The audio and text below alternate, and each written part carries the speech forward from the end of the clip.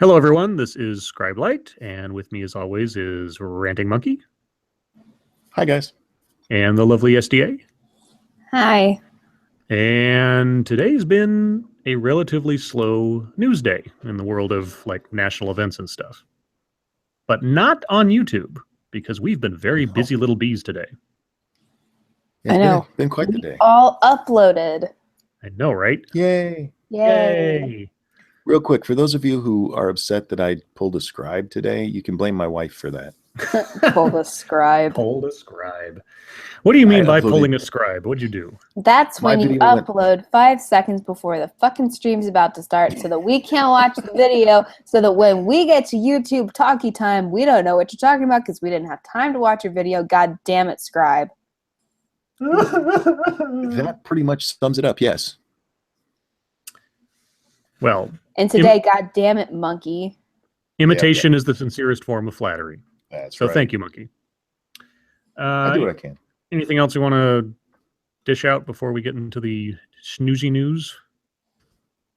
No.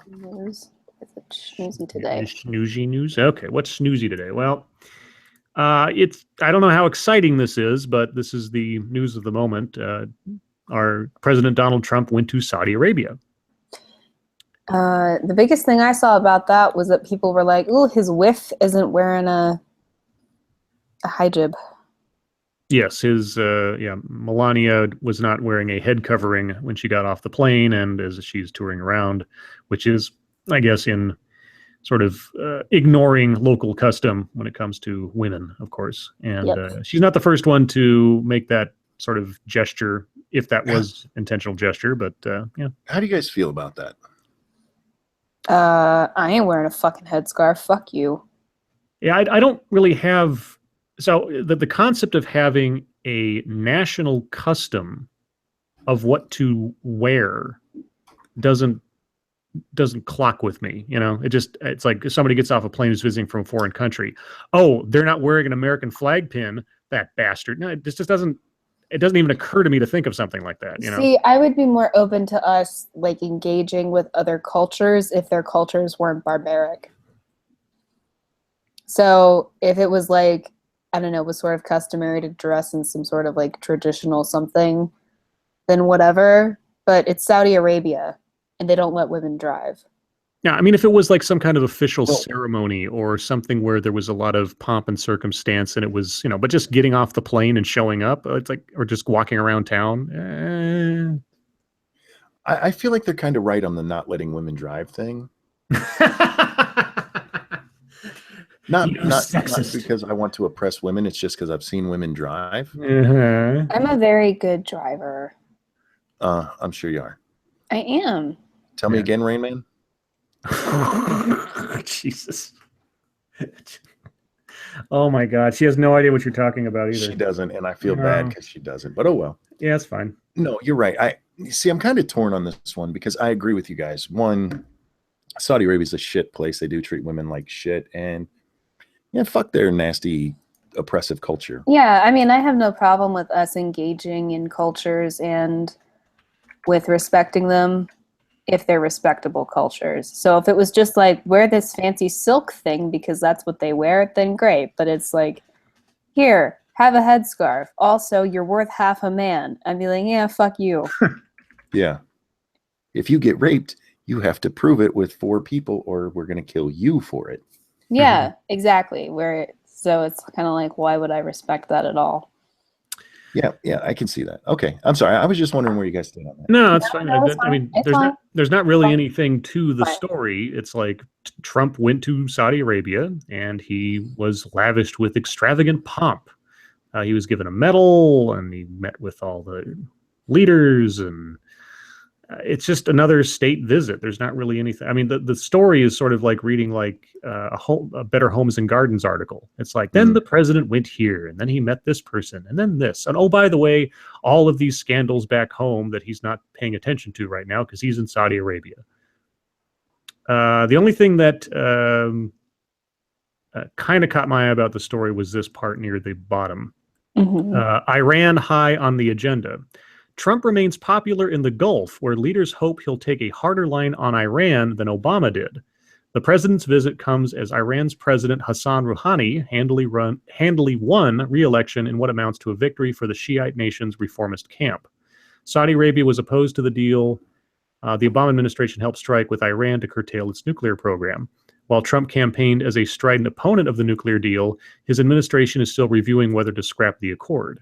Leaders in the Gulf are also eager to hear Trump's plan for combating what they regard as Iran's destabilizing presence in Iraq, Syria, and Yemen. During meetings this weekend, Trump will work to develop relationships with the leaders with whom the United States hopes to partner to fight extremism. Yeah, fighting extremism in Saudi Arabia. Okay. Yeah. I mean, I suppose it's not as extreme as it could be. They only did 9/11. And lastly, in this article, why the Muslim majority nation?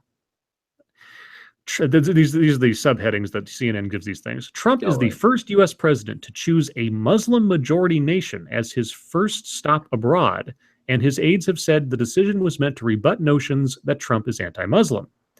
Okay, so it's just window dressing, and you admit it. Good for you. Trump will deliver a major speech on Sunday to the leaders of more than 24 Muslim nations and is expected to urge countries to drive out extremists. An early draft of his speech does not contain the phrase radical Islamic terror, a term which Trump has emphasized back home. The president edited the speech with his aides during the 14-hour journey from Washington, Spicer said. Yeah, okay. So the president went overseas. Okay. Yeah, and he's playing diplomatic, pragmatist, like the Saudi Arabia has all the oil, we have to be nice. Well, sorry excuse me. I'm so sorry about that. The best part of this is that so far I haven't seen a stupid tweet from him today. So maybe we should keep him over there a little bit more. he's watching his language. or someone took away his phone and said, now, we're not going to say anything stupid while we're in the middle of Saudi Arabia. Mr. President, we can't let you have this on the plane. Yeah. Oops, we lost it in the baggage. Yeah. You can't make jokes about the sand here, Mr. President. Just don't. Just don't. The only other story that caught my eye as of right now, anyway, was something that broke just a few minutes ago. This is again a CNN story, so I can't wait to find some spelling mistakes. Sheriff David Clark plagiarized portion. This is the part that I don't get. Sheriff David Clark plagiarized portions of his master's thesis on Homeland Security. He plagiarized part of his own work? See, this is now. I will read this, and I know of this situation in the past with other artists or other speakers and things where they say things that they don't reference in some fashion. At the same time, if these are your ideas from things you have written in the past, it's not plagiarism. You're not taking credit for someone else's work. It's your work. So I'm going to read the story because I'm curious to see what the argument is here, or at least the writer or whoever's making the accusation. Controversial Milwaukee County Sheriff David Clark, who this week announced he will be joining Donald Trump's administration as Assistant Secretary in the Department of Homeland Security, plagiarized sections of his 2013 master's thesis on U.S. security, a CNN K-File review has found. K-File is some subgroup of CNN or some special investigative unit or something. I don't know what K-File is. Clark, a visible surrogate for Trump during the campaign, known for his incendiary rhetoric, earned a master's degree in security studies at the Naval Postgraduate School in Monterey, California. In his thesis, quote, "Making U.S. security and privacy rights compatible," Clark failed to properly attribute his sources at least 47 times. Okay, so he plagiarized. Okay, what was that? I dropped something. Oh, okay. I was like, I thought maybe my sound went out. So what they're saying is that his thesis was he was plagiarizing in his thesis, not in the speech that he was talking about. So he recited. Okay. So did he cite things incorrectly, or did he just not cite stuff at all? He failed to properly attribute his sources at least 47 times. So I guess I'm going to get to it, of course. But so he made a speech where he referenced his thesis, but the things that he referenced from his thesis were themselves plagiarized from other sources. That's what I'm guessing. Okay. In all instances reviewed by CNN's K-File, Clark lifts language from sources and credits them with a footnote, but does not indicate with quotation marks that he is taking the words verbatim. Oh.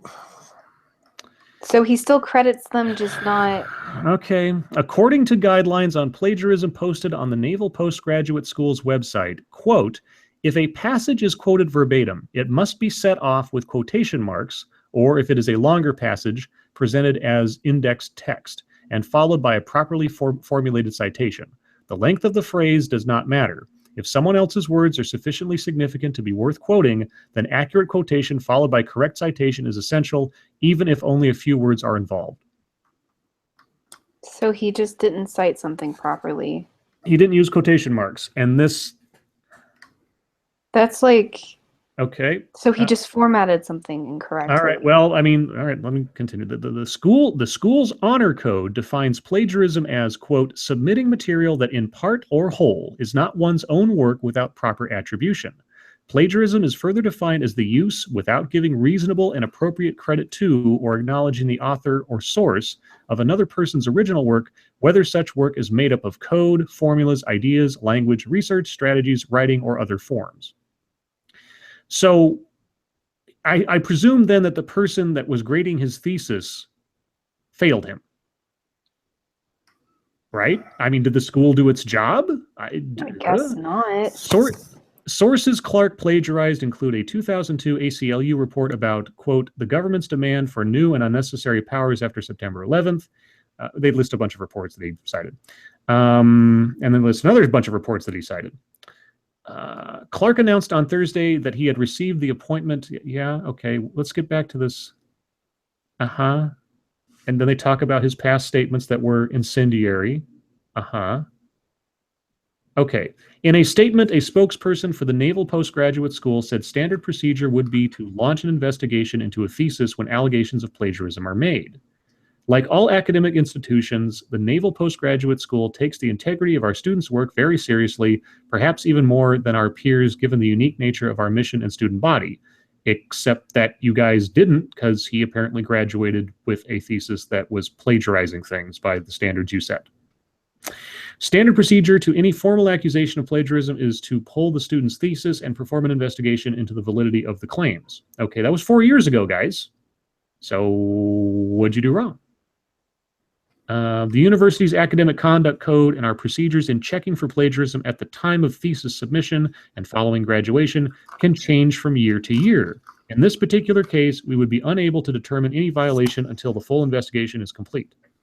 All right, well, I would find the person who graded this paper and fire their ass, because who knows how many other papers they let go by without actually formally citing their sources. At the same time, who gives a shit? Yeah, I mean, okay, yeah, you know what? He fucked up, and the school should have caught it, and he should have been marked down for it. Does this somehow invalidate him?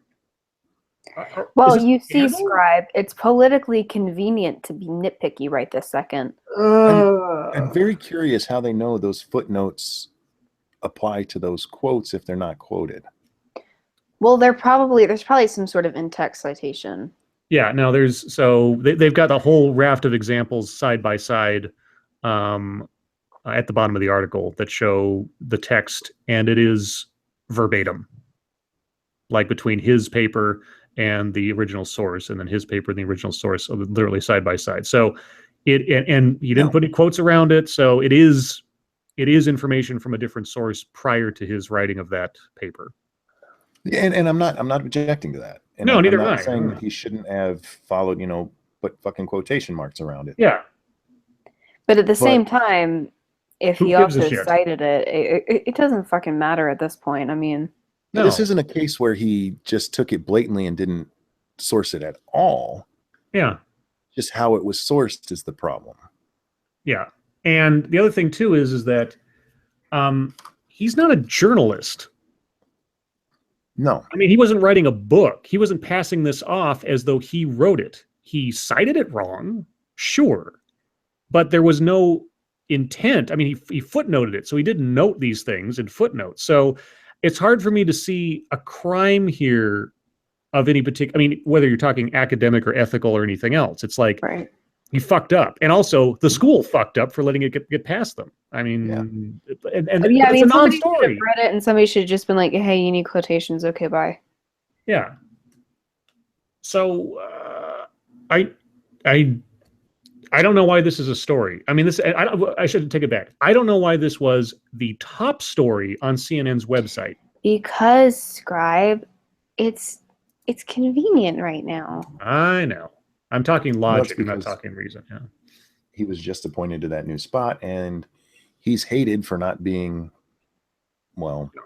He doesn't do the blackie right. Sanguine, thank you. But guys, a Trump person did a bad thing, so Trump is clearly Hitler. Right. Yeah. Anything that can be cited as a poison pill in Trump's administration has to become big news. Now, I'm not saying it's not a newsworthy story. It just seems like, really, this, and gets a whole, like... I think it's pretty fucking nitpicky. Yeah. I need a product for Sanguine. SDA is going to give us something. I don't know. No, now the pressure's on. You can't think. Yeah. All right, well, look around your room. You have products all over. You don't know that. Okay, you exist in an empty steel box. Yeah, do a steel box. A steel box. You brought that on yourself. I suppose so. This broadcast is brought to you by Sanguine. When you need to capture a bear, put it inside Sanguine. Oh my God.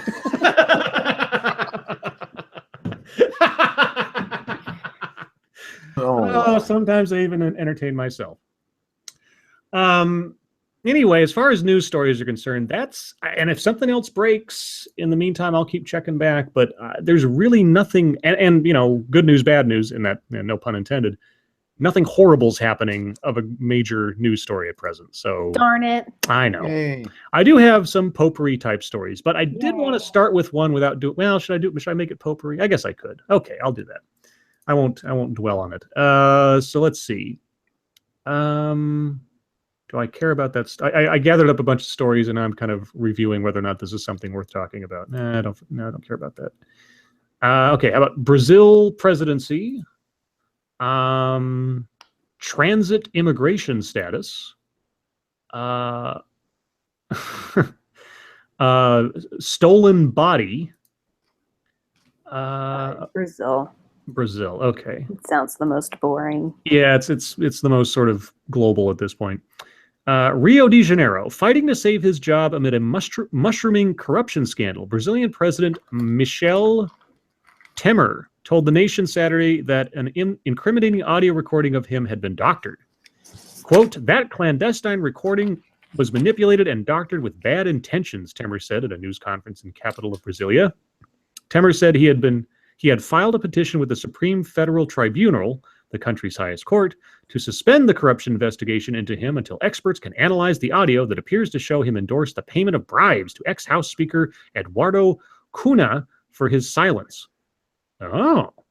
It's unlikely the court would do that, as it has authorized the opening of the investigation into Temer in the first place and ordered it made public. So you only talk about a president of a country trying to shut down an investigation into their own conduct and activities.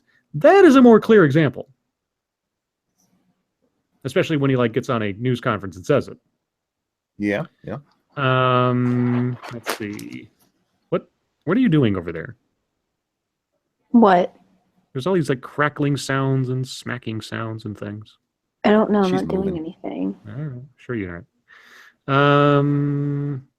Let's see. In the audio, Temer apparently endorses bribes for Cunha, who is serving a 15-year prison sentence of corruption and money laundering, and who led the impeachment push against President Dilma Rousseff last year.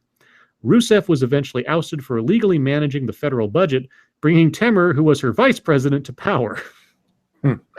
Well, I wonder why the vice president was chosen to be vice president by a corrupt president. Temer's remarks were unlikely to have much of an impact on the spreading movement for him to resign. Even if the audio was edited, Temer's words to Batista to keep up the payments to Cunha seemed clear, and Temer did not mention the long list of other allegations against him, nor acknowledge that allies have started to bolt. That's basically the gist of the story. There's a lot going on there, but it's all minor details. So he got caught. Yep. And he's pretending that it was altered. Yeah, his predecessor was corrupt and got jailed or kicked out of office. He's corrupt and is going to probably be kicked out of office. Brazil sucks, man. Jesus. Yeah. Shithole. Okay. Let's see. So we have transit immigration, stolen body, Venezuela's message to Trump. Venezuela. Okay. Venezuelan leader to Trump. Quote, "Get your pig hands out of here." That's diplomatic. Venezuelan President Nicolas Maduro delivered his most scathing critique of U.S. President Donald Trump yet Friday. Okay. Okay. Telling him to stop. Scathing yet. Yeah. On Friday. Yeah. Telling him to stop intervening and, quote, "Get your pig hands out of here." Speaking before a crowd of supporters, a fired-up Maduro accused Trump of promoting an interventionist policy that infringes on his socialist government's sovereignty. "Go home, Donald Trump," he said in heavily accented English. The remarks came a day after the Trump administration slapped sanctions against 8 members of Venezuela's Supreme Court, accusing them of damaging the nation's democracy.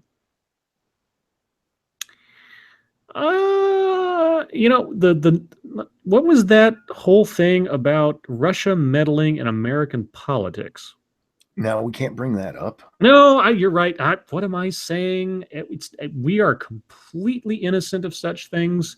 2 wrongs don't make a right, but let's... moving on. A ruling by the court in late March stripped the opposition-controlled assembly of its remaining powers, igniting, not ignited, igniting.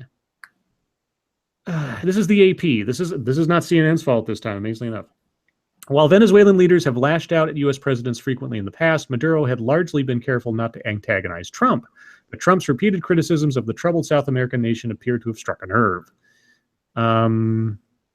Yeah, Trump described Venezuela's current state as a disgrace to humanity. Okay, well, that's also not very diplomatic. Kind of harsh, but not necessarily untrue. Yeah, nearly 2 months of street protests throughout Venezuela have left at least 46 people dead. Demonstrators are demanding new elections and blaming Maduro for the nation's triple-digit inflation, rising crimes, and vast food shortages. Maduro is pushing to resolve the crisis by convening a special assembly to rewrite the nation's constitution. Mm-hmm. Jesus. That proposal has been rejected by the opposition, and on Friday, a letter by the nation's chief prosecutor, Luisa Ortega Diaz, a longtime government loyalist, made it clear she will not support it either. Yeah, and it kind of differs out from there. So, yeah, Venezuela sucks. Yep. It's a shithole, and it has been for quite some time. Okay. Anyway, transit immigration, stolen body, vaccine restrictions, and then Dad of the Year. Vaccines. Okay. Doctors worry as Texas lawmakers okay vaccine restrictions. Texas moved closer Friday to restricting emergency immunizations given to children removed from troubled homes, worrying doctors and handing a political victory for vaccination opponents in a state where the number of families foregoing shots is soaring. Vaccination critics are trying to build a foothold in Texas, and the state's Republican-controlled House has now signed off on prohibiting doctors from administering any immediate immunizations other than for tetanus for children newly taken into state custody. What? Doctors argue there are real implications, no kidding. During a pertussis outbreak last year in North Texas, Dr. Anu Partap of Dallas said she didn't hesitate to give vaccinations to new foster children who were removed from homes for abuse or neglect. But she said that couldn't happen again under a bill that is now likely to head soon to Republican Governor Greg Abbott's desk. Quote, "If I had a 6-month-old in my clinic, delaying a shot has more risk than spending time looking for vaccine records," said Partap, an assistant professor of pediatrics at UT Southwestern Medical Center, who also serves as director of the Reese Jones Center for Foster Care Excellence in Children's Health. Let's see. More than 44,000 parents in Texas filed personal belief exemptions last school year to shield their children from vaccinations. I'd like to read that phrase again. Filed personal belief exemptions last school year to shield their children from vaccinations. What are vaccinations, boys and girls? They are protection against disease. They are the shield. Yeah, you're protecting Yeah, you your shouldn't children. be able to do a personal belief thing. It should just be no, fuck you. You can't put your kid anywhere near anybody else's kid. Let's see. Texas and 17 other states allow philosophical exemptions to vaccines. Yeah, they shouldn't. Sorry. California used to let students forego vaccinations for similar reasons, only to approve some of the country's strictest vaccine requirements last year. That law eliminated religious and personal beliefs as reasons for opting out of mandatory immunizations. Well, good for them. The most common immunizations protect against measles, mumps, and rubella, or German measles, as well as diphtheria, tetanus, whooping cough, polio, and hepatitis A and B. Damn Germans. Yeah, the German measles. Coming in with all their shiza porn. What? I don't know what I just said. State health officials said Friday they could not immediately provide how many children in state custody received vaccination within the first few weeks of being removed from a home. This is from one of the doctors. Quote, "We're at the point where nothing is going to happen until we have a catastrophic measles outbreak," Hotez said. Yeah, exactly. I mean, if one kid comes in with measles, you know, you just, oh my God. I can't believe that this is still a thing at this point, after all the stuff that has come out that said, it doesn't cause autism, you idiots. But see, for those people, it doesn't matter how many, one fucking lunatic doctor said it, and it's what they wanted to believe, and then their favorite star said it. Yeah. And so it's all they're ever going to believe. It does not matter how many medical professionals come out and say, this is bullshit. This doctor even lost his license over this crap. Mm-hmm. They're still going to hold on to it. The other thing that makes it sort of convincing for people who are against vaccinations is that about the time that you find out that your kid is an Aussie is about when they're getting vaccinated anyway. So is an Aussie? Yeah, autistic. Jesus Crikey. That was insensitive. Yeah, that was like an Aussie. I was like, when you find out your kid's an Aussie, I'm like, I think Bay knows that going into this situation. Australians are autistic. Yeah. That's not what I said. It's a different kind of Aussie. Yeah, I gotta wonder, like, how many kids have gotten sick and or died and or been like scarred for life, physically or otherwise, by Jenny McCarthy and our friend Jim Carrey when they were on their anti-vaccine kick. I know. I take all of my. I mean, look, they might have polio, but at least they're not autistic. Thank you, Timothy. Sometimes people are just stupid. Yes, they are. What's the product for Timothy? A needle. Jesus. What? We're talking about vaccines. Okay. Let's see. This broadcast is brought to you by Timothy Seelbeck. When you need to fix that C-section after you give birth to an Aussie, use Timothy Seelbeck. Nice.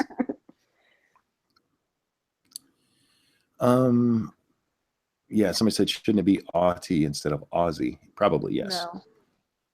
Audie Murphy? No, it's Aussie. Oh. The whole vaccination thing is just, I don't know how many times people need to be told this. You can look and watch as polio is basically wiped from the planet. And their newest thing is, well, they've added so many other things to the vaccines. I don't know how you can tell stupid people. Medical advances. Yeah, I don't know how you get through to these people. I just don't. Yeah, vaccine. Going by the story, I kind of understand one of the worries there. They're worried about double vaccinating children. But as that doctor said, I mean, it's more dangerous not to vaccinate them at all than to double vaccinate. So, but I don't think it's necessarily an undue hardship to maybe wait a couple of days and get the shot records either, unless there is a major measles or some outbreak there. But Zenith. Sorry. Let's say, but the vaccination thing, just as a whole, people need to calm the fuck down. Zenith says, thank you, Zenith. I've heard a Pew or some such poll that said 10% of independents are anti-vax, 9% Democrats, and 9% Republicans. Okay. I would not be surprised. That wouldn't surprise me because it's not really a partisan issue. No. It's just kind of a soccer mom issue. Paranoia swings always. Yeah. I need a product for Zenith. I don't know. Monkey? How about candy? I have candy in front of me. Ooh, what kind of candy? Wait, hold on. What kind of candy? Yeah. Sour gummy worms. Ooh, yum. Let's think. I don't know. Yeah, SDA loves being sour. Let's see. This broadcast is brought to you by Zenith. If you want to keep your dentist employed for the next 20 years, eat Zenith. Nice. I feel like you have a thing against candy. Seems I like don't he have a does. thing against candy. No. He's a candy racist. No, I just try. I like taking care of my teeth. A candy racist. A cracist? You're a cracist. Cracist. You can eat candy and still take care of your teeth. I suppose. Okay. Vaccinations aside. Before we move on, I do want to address one point about the partisanship of this. Mm-hmm. The one way that this does seem a little partisan is that the Republicans are going to be more likely to give you your exemptions for religious reasons. Yeah, absolutely. So you will see that, and that doesn't necessarily mean those people believe in not vaccinating. Mm-hmm. It's that they put that on a lower list. So, mm-hmm. But I did want to point that out before we moved on. Sure. Okay. What do we have left? We have transit immigration. We have stolen body, and we have dad of the year. Transit immigration. Transit. Okay. Sound like something cut off there. Hello? Hello? You're good. Hello? SDA, are you there? Yeah, she muted herself. I muted myself for a second. Oh, okay. I thought because I didn't have the control room window open. I was like, oh shit, did I just drop out? No, sorry. You like cut off in mid. I was like, okay. See what YouTube did to us? I know. We're so paranoid now. Oh my god. So video shows transit officer asking about immigration status. Minneapolis Metro Transit Police are investigating an incident shown on video in which a transit officer asks a light rail passenger about his immigration status. The agency announced it was investigating after Minneapolis artist Ricardo Levins Morales posted video of the incident to his Facebook page on Friday. Morales said the officer was checking passenger fares, which is routine. The video shows the officer asking one passenger for state identification. When the person indicates he doesn't have one, the officer asks, "Are you here legally?" Or are you here illegally? Morales then asked the officer if he was authorized to act as an immigration agent, and the officer responded, "No, not necessarily." "Then I would stay out of that," Morales said to the officer. "It's very touchy legal territory." Morales went on to say, "I would not act on behalf of another agency if you're not legally empowered to do so." After that, the officer said, "Okay," and the video ends. So wait a second. Let me back up a little bit here. Now, I'm going to check this. I'm going to check this just to be sure. But Metro Transit Police, what oath do they take when they take their position? If there's anything in there that says that I shall uphold the Constitution of the United States of America, well... I mean, it would at least be their job to report it to the proper authorities. Yep. Yeah, exactly. So even if he can't personally, like, deport you, he still has to report it. Yeah. Let's see how the department is responding to this. Metro Transit Police Chief Harrington said in a statement shortly after Morales posted the video that it's not his agency's practice to inquire about immigration status. Harrington said he has asked for an internal investigation into the encounter. The quote, "The main priority for our officers is to ensure that our riders and communities we serve are safe," reads the department's policy, which Harrington referenced in his statement. Our officers do this by enforcing our local and state statutes and have not been trained or empowered to act as federal immigration authorities. But they can still. He wasn't acting. He was as just an immigration- asking for. Yeah. He was just like, "Hey, you have your papers?" And he was like, "No." And so he was like, "All right, you illegal? Because I kind of have to." No, what? It's like he can't. Let's see. The incident comes amid an ongoing debate in the United States about what role, if any, local law enforcement agencies should have in enforcing U.S. immigration laws. No, yeah, I know. No, that is a mischaracterization of the argument. Yep, it is. It is. In Minnesota, both the Minneapolis and St. Paul police departments are barred under city ordinances from asking people about their immigration status. That's fucking stupid. The Transit Police Agency is separate from those police departments and is governed by a regional police policy-making body. Okay. According to the Minneapolis Star Tribune, U.S. Department of Homeland Security officers have been on area light rail trains in recent months as part of a team working with Metro Transit Police to help ensure safety on public trains and buses. The newspaper reports that presence of Homeland Security officers has prompted unease among some passengers, but Metro Transit has said the officers do not engage in enforcement actions.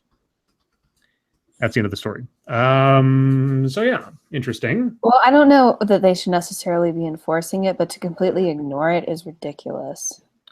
Yeah, because a police officer asking you for identification is a completely lawful request. Yeah, and if you don't have identification because you're illegal, then it's, I mean, of course, like I said, local law enforcement can't necessarily deport you, but they can report you to the federal agencies that you should be reported to. Right. I mean, so what's wrong with that? Why would we stop them from enforcing federal law? What's wrong with people? Yeah, this is a weird story. As though there was something wrong in the video, especially the person who made the video is like, that's pretty you're not legally empowered to do that. That's very touchy legal territory. It's like, oh, so you're a lawyer? Can I see your bar association number? Oh wait, yeah, you don't have an ID. Because you're illegal, so shut up. Well, we don't know if he's illegal. They never said whether or not Morales is or is not. Yeah, but why else would you be all touchy about it? I mean, because you're an activist or something. I don't know. But he's got a Mexican last name. A Mexican last name. Yeah, he's like Gonzalez or like whatever. Morales is a Mexican last name. That couldn't be like that name couldn't show up anywhere else. Well, it sounds kind of Mexican-y. Jesus Christ. Okay. Why? No, it's fine. It's fine. That's cool. Right. Let's see. Stolen Body and Dad of the Year. Dad of the Year. Dad of the Year. Okay, this is a special one for me because I have the if we want to go into it, I have the full Facebook post also opened up that talks about this. But I spotted this and this just kind of hit my nerves. This is from Portland, Oregon. A Portland man has sparked a nationwide conversation about the roles moms and dads play as parents. A nationwide conversation, of course, that I'm sure none of us have even heard about. But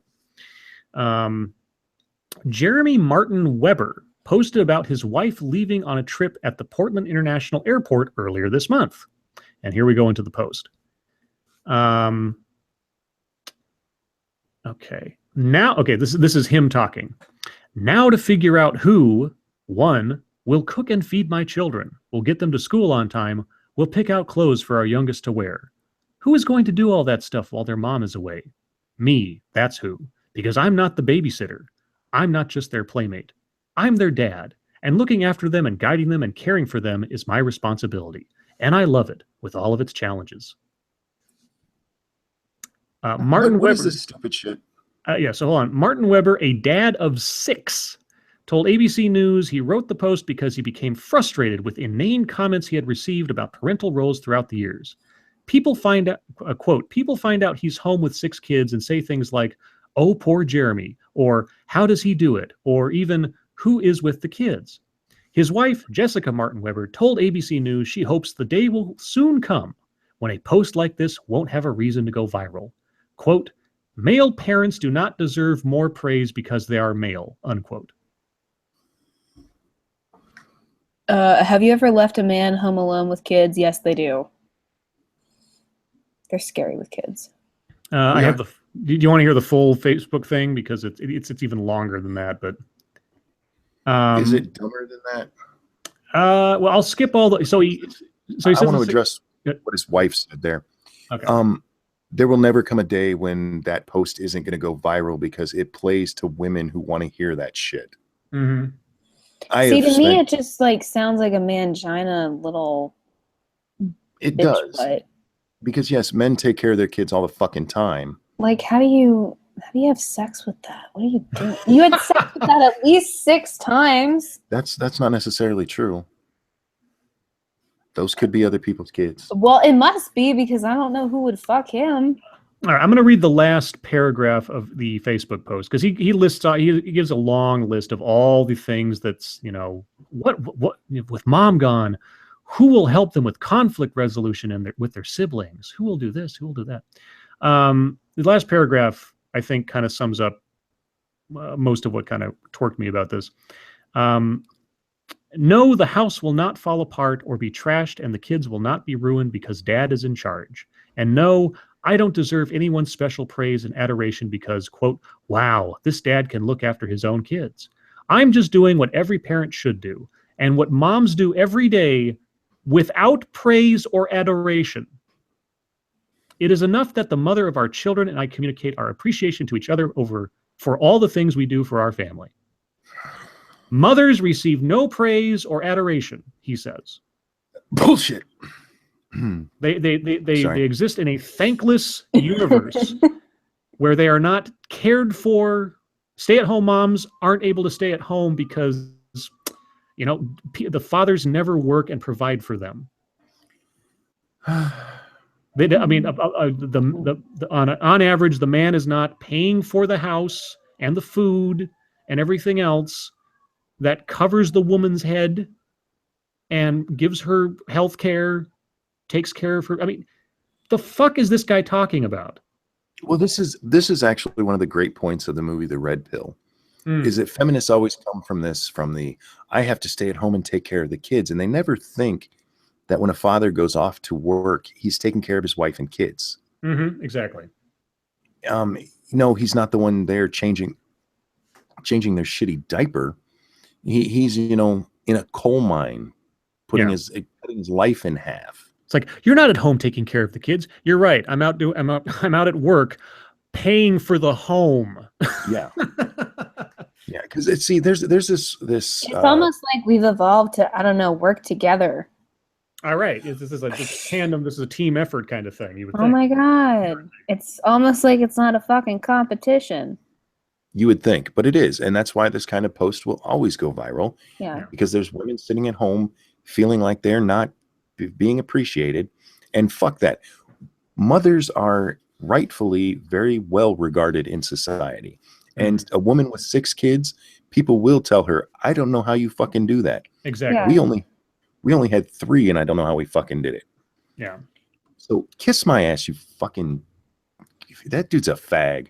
Fuck him. Well, yeah, that's sort of where I'm at. Okay. Well, the last one is uplifting. And for the record, oh, yeah. I don't mean that as in he's homosexual. I mean he's a fucking faggot. Fuck him. Well, if he has 6 kids, he's either really play acting or anyway. So the last story: Texas pair accused of stealing hearse with body inside.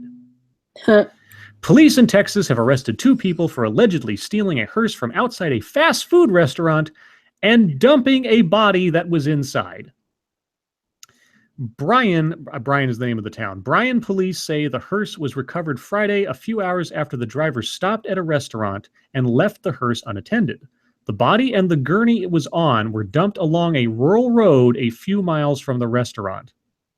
Officers on the lookout for the hearse saw it in Brazos County and stopped it. Police say a man and woman are charged with the unauthorized use of a motor vehicle. The woman is also charged with abuse of a corpse. The body has been taken to a funeral home. And they had pictures of the 2 on this video that I can't watch now for some reason. And they look like a couple of total goofballs. Well, they stole a hearse. It's true. And that ends. I just wonder how long it took him to realize that there was a body in there. Well, yeah, I mean, it's a hearse, and there's not going to be a body in there. We do have one story that I see on MSS News hashtag. I also have one that was sent to me directly. Okay, you want to do that one first? Sure. Okay. This comes from New York Magazine from their section Select All. Who sent it to us? This was sent to us by, I had that open and I closed it for some reason. Their name on Twitter is No Mango Sky. Okay. No Mango Sky. Yeah. It's the online radicalization we're not talking about. Oh. Yeah. Okay. When you hear the word radicalization, what usually comes to mind is young people turning to Islamic fundamentalism. Mm-hmm. The internet has proven to be an effective platform for radicalization of this kind. ISIS has a host of YouTube channels, chat rooms, and Twitter accounts that are extremely effective at channeling the energy of disaffected and disenfranchised young people. But the far right is doing virtually the same thing, and possibly even more effectively. In fact, a recent study shows that white supremacist Twitter accounts have increased more than 600% since 2012, and that they outperform ISIS accounts by every possible metric. Yeah, who would think that not ISIS would do better than ISIS? God damn. Well played, well played. Man, if only ISIS was doing better on Twitter, then the white supremacists wouldn't be so good at what they're doing. Oh, wait. Here's the next sentence. We've already seen the violence that can emerge from this trend. Dylan Roof and Elliot Rogers were both radicalized in online far-right communities for fuck's sake. Before their respective shootings. Yeah, they weren't crazy beforehand, for fuck's sake. Yeah, and this just goes on to tell about how the right wing is making everybody horrible online. And I went to look at their study, and what they did was followed a couple of cherry-picked alt-right Twitter accounts and found that they got 25,000 new followers over whatever time period it was. So it's not like you're talking millions and millions of people. No. But yeah, it's a really stupid story, but apparently the alt-right is better than ISIS at social media. Well, it's interesting because the radicalization and alt-right actually bleeds into one of the videos I posted today. But we'll get to that in the YouTube segment because that's interesting. Okay. Interesting connection. The one story I have from MSS News that I see that is new comes to us from Sarah Bunch. This is from the Gay Star News. Headline is, Gay Porno Studio Under Fire. Oh, you know what? Mara's going to love this. Gay Porno Studio Under Fire for using a didgeridoo as a dildo. I have a quote from the movie. Quote, I'm going to didgeridoo you in the ass. Oh, that's poetry. A gay porno studio is being called disrespectful after using a didgeridoo as a dildo in a new scene. Entitled Didgeridoo Me, because of course it is, the men.com scene sees two roommates with one having recently gotten back from Australia. While they do not go into detail of the frustrations of getting it through customs, his playing wakes his roommate up. Frustrated, his roommate decides to take out his frustration by penetrating his roommate with the instrument. The porn company is now being accused of racism, disrespect to the Australian Aboriginal community, and for being culturally offensive. Quote, wow, porn actually managed to cross a line. Really? What the fuck? Okay. These are tweets. They're like unattributed tweets. Wow, porn actually managed to cross a line. Incredibly disrespectful to the Australian Aboriginal communities. One Twitter user wrote. Porn. Quote, so no one is going to mention the fact that this is incredibly racist and culturally. It's a tube of wood. Culturally racist and culturally offensive. Don't laugh, get angry. Others said, an American gay porn studio has released content where a didgeridoo is used to fuck a guy. What the ever-loving fuck trash bag gay people. Why? Here's another one. Quote, "Why is there a didgeridoo in this gay porn? Is a question I never thought I'd have to ask. Gay porn is so extra. This dude just shoved a didgeridoo up another guy's ass." It's not a question he had to ask. He could have let it pass uncommented. That's essentially the end of the story. It's just like, oh my Mara God. wants to know if they played it. Like, I don't think blowing smoke up the guy's ass in a didgeridoo would probably be the best idea. Might be bad for your health. Yeah, that would be a whole different kind of ass to mouth. Porn has finally crossed a line. I don't know what else to say about that particular tweet. That's classic right there. That's epic. So the didgeridoo is like sacred? Here I'll read the part. I mean, like, there's porn. There's some pretty fucked up porn, but the didgeridoo is where we draw the fucking line. So the didgeridoo is used in Aboriginal communities to announce the birth of a newborn baby, to summon the spirits of the spirit ancestors of Aboriginal elders during sacred ceremonies, and is also used as an instrument to scare evil spirits. To use the didgeridoo as a sex toy is extremely offensive. Why? But it also goes up an ass pretty well too, from what I've heard. Only if you believe in that is it offensive. Yeah. Right. Do you think they farted during filming and it blew? Oh. Wow. Yeah. Oh, I'm being culturally insensitive. I'm sorry. Oh, yes, we are. Yeah, I watched Crocodile Dundee last week. I'm culturally insensitive. Monkey. He swung a boomerang over his head. Yeah, anyway. Hush. Monkey. What? Did you get another joke? Oh, I have not got a joke for today. I'm sorry. No. But what I do have is a plug from my buddy Scribe here. If you guys would like to throw some money Scribe's way, there is a $sign in the bottom left-hand corner. And if you throw money his way, he will do a specialized commercial for you. Yes, it's true. It'll be horrible. And now I'll have to work a didgeridoo into one of them. The didgeridoo. Let's didgeridoo. That should have been the title of the article. Let's didgeridoo. I love how, like, you can tell which tweets were from black people because they were like, these gay people so extra. That's a black person thing. I'd never heard that. I didn't understand that phrase. I don't know. I am not up with all the hip, cool speak. He's not street like you. Yeah. No, somebody has to explain all that stuff to me. I thought that somebody once told me that, like, HMU was hold my umbrella, and I was like, all right. I don't know what that is. What is it, like hit me up or something like that? No. Yeah. Okay. Yeah. The abbreviations and code words and things change so fast now. I remember when it was like a slow sort of adoption of LOL in the early days of the internet. Like that was the big thing. Oh, yeah. LOL or OMG or stuff. Now they're coming left, right, and center so quick I can't keep up with half of them. Real quick, somebody in chat asked what's the difference between a twat and a smush cookie? As we established yesterday, Jesus. Hillary Clinton has a twat, and our friend SDA has a smush cookie. So twats are for disgusting people, like Hillary Clinton. Oh boy! And sometimes you feel like a twat. Disgusting. Sometimes you don't. Bags of gross. Almond Joy's got twats. Mounds don't. That's right. Yeah. Shall we move into YouTube territory? Do you want to talk about our stuff first or other dramas going on first? We should do ours. I think we should do ours because they kind of relate to the other drama going on. Okay. But we have to take a moment to say monkey dick. Yes. Jim Jones. And movies. and movies. And movies. All right. Who shall begin? Monkey, tell us about your streams and stuff. You've been an active monkey today. Tell us about what you've been up to.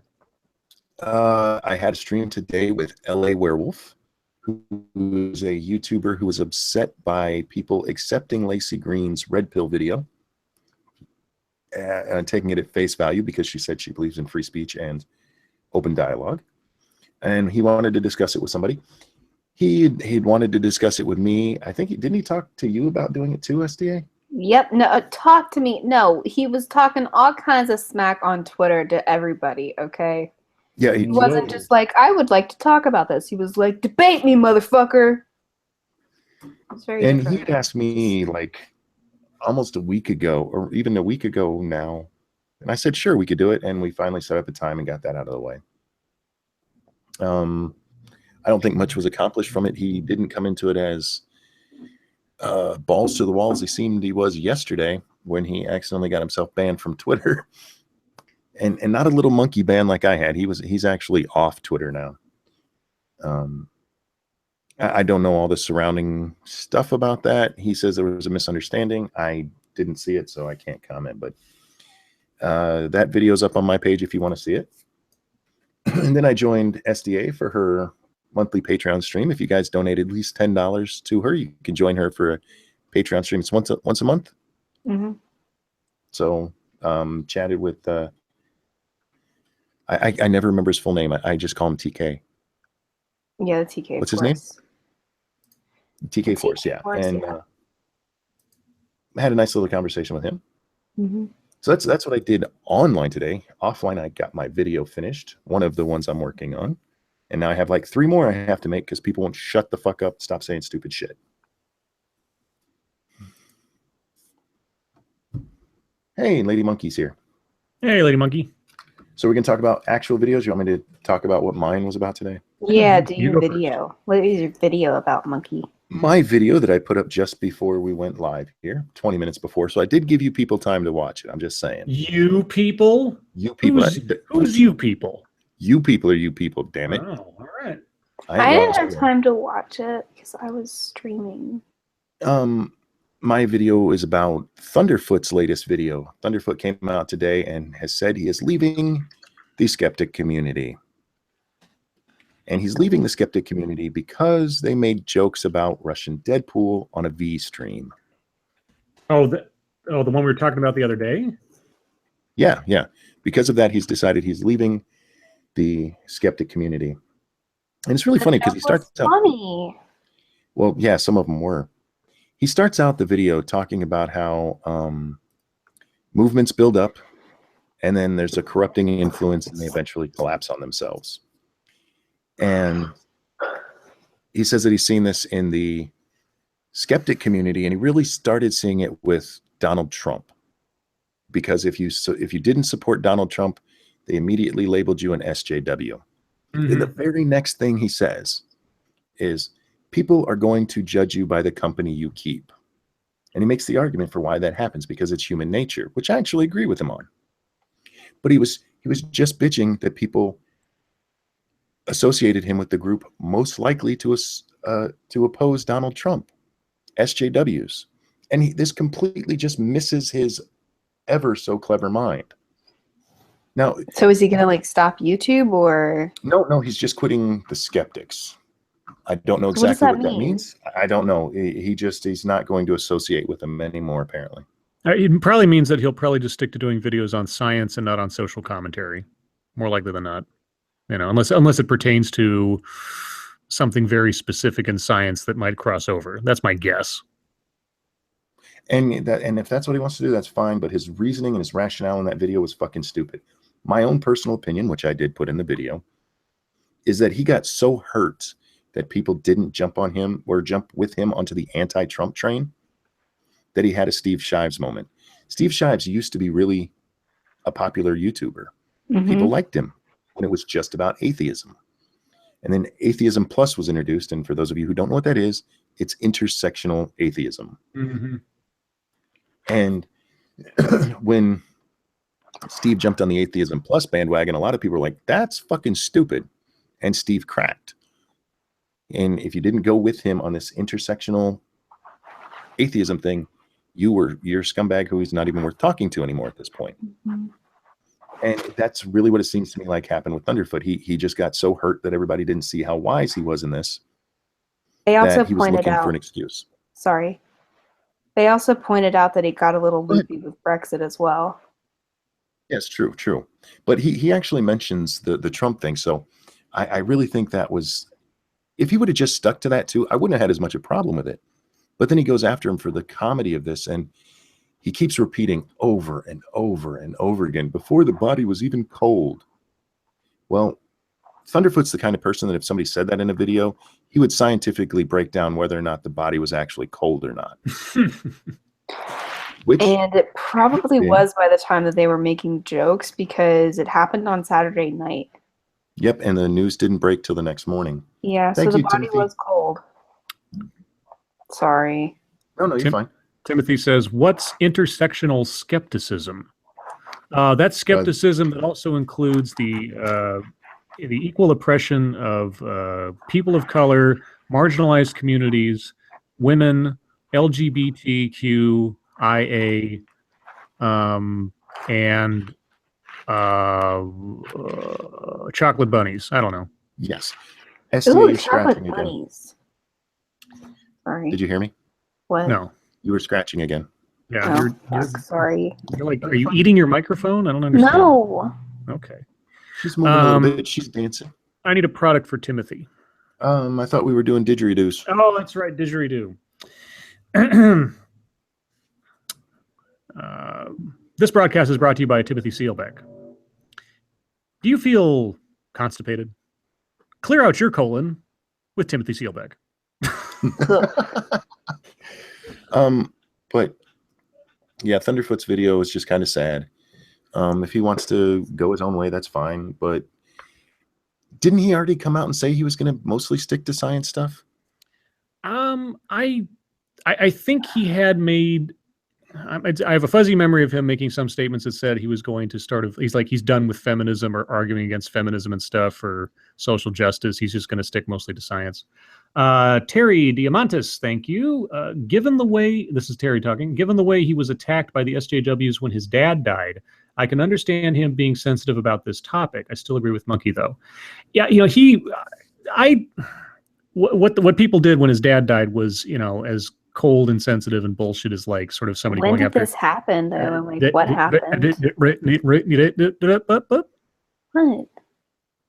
Just wait until I finish speaking. Okay. I mean, I can understand if I was pausing, but I was right in the middle of a sentence. Jesus. Go ahead and tell us Okay. what happened. Anyway, this happened last year, I believe last summer. Thunderfoot's dad died of cancer. Thunderfoot had gone back to Britain to take care of his dad while he was basically dying. And then during the course of his dad's decline and after his death, many people made comments or jokes or directed criticisms against Thunderfoot using his dad's death as the ammunition. And that's right up there with sort of going at Christy Winters regarding Russian Deadpool. It's just like, talk about, it's not even bad taste. It's just mean and stupid. And here's the difference. I'm sorry.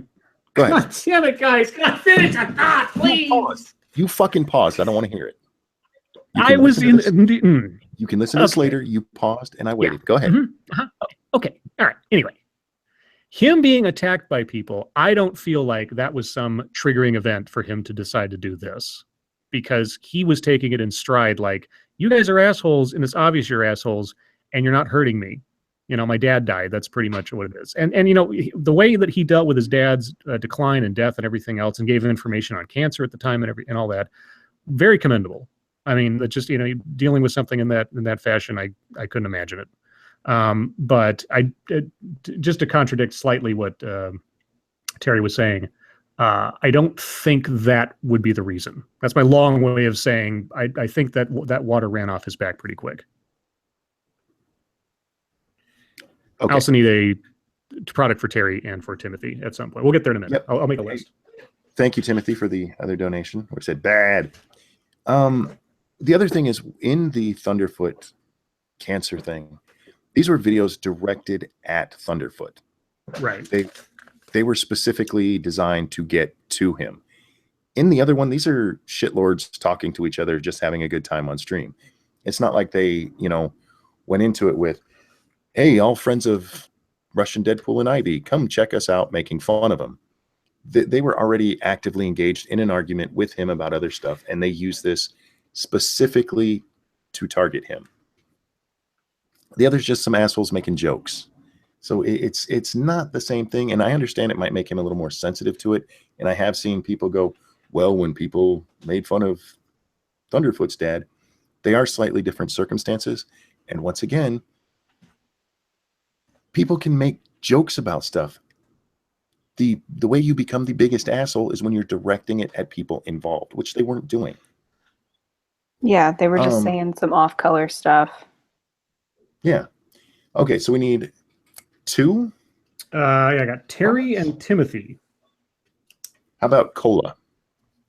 Cola. Okay. And for Timothy? What's cola? Soda? Oh. Coke, Weirdly, like northern. I don't know. It was weird. What's cola? Okay. What? We don't call it that. It's just Coke. That's fine. You southern weirdos. Okay. And what do we got for Timothy? You just call me a southern weirdo? Well, you're weird and you are from the South, so you know. How about I'm drawing a blank, so do the first one while I think. Okay. Or are you going to tie them together? I could tie them together because they both have T's in their names. How about a radio station? Do a radio ad for station for the do it like a radio ad for the station. Okay. Huh, a radio station. Give me a second. This broadcast is brought to you by KTT, K. Terry Timothy, bringing you the greatest hits in Harvard rap albums. Nice. And yes, cola is a specific kind of soda pop. Yes, it is. It's like Coke, right? Yes, it Coke, Yes. Pepsi. Yeah, we just call it Coke, but then again, Monkey drinks Pepsi like a fuckhead. I know, So. which is weird. I call it soda, but I said cola because I didn't want to give a specific brand. Yeah, we don't want to. Obviously, Coke. Thank you, Sanguine. Your dramatics amuse me, so here's some money. And then Falcon Millennial, SDA is not a weirdo. South will rise again. Sanguine and Falcon. Okay. Do I do a duo or do I do individuals? No, it's up to you. You're the one doing them. Okay, Sanguine. All right, give me two. Give me two. I feel like we're playing Mad Libs. We are kind of, yeah. And I'm doing all the output. Well, I'm on the spot here. How about Do they have to be connected? No. Make him obscure. Make him work for this shit. Um. Well, see, Falcon. Lamp. Sorry, Falcon Millennial says motor oil. He wants motor oil. Okay. Okay, so motor oil. Okay. And I need one for Sanguine. Gets a lamp. A lamp. Ooh. A lamp. A lamp. Okay. Let's see. Oh, okay. Well, Sanguine is lamp and Falcon is motor oil. This broadcast is brought to you by Sanguine and Falcon. When you're changing your car's Falcon, use Sanguine to light the way. Nicely done. Well done. Yeah. Are you snapping at him? Don't snap at him. Oh, yeah. We don't clap here. we don't do that either. Yeah, we don't want to set off anybody's PTSD, and they, never mind. I almost crossed that line. Thunderfoot's going to have it. Thunderfoot was going to judge you. He's going to come after me. Okay, who's next? YouTube merry-go-round here. Scribe can go next. No, ladies first. What the fuck? I went first. Well, yeah, but you had more stuff going on today. Take it back now. Okay, you're a lady. You feel better? Not really. Okay. Well, how can I fix this, monkey? What do you want me to say? Pretty, baby. Okay. SDA, what'd you do today? What you got? I made a video about Shoe on Head. Oh, that's right.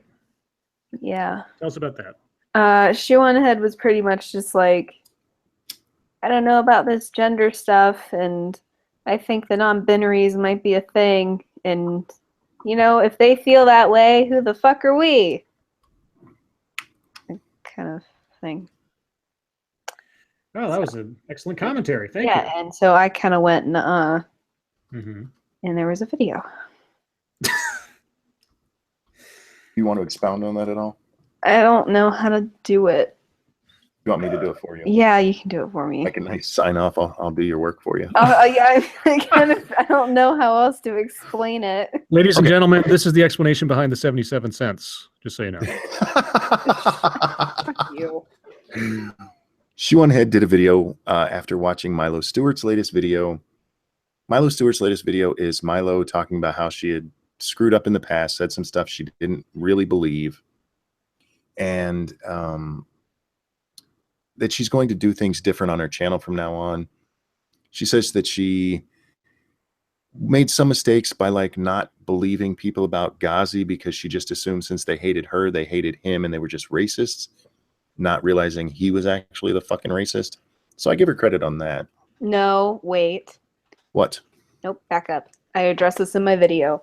What Milo says is, she says, I thought these people only thought that Ghazi was racist against white people, but he's actually anti-Semitic, so now fuck Ghazi.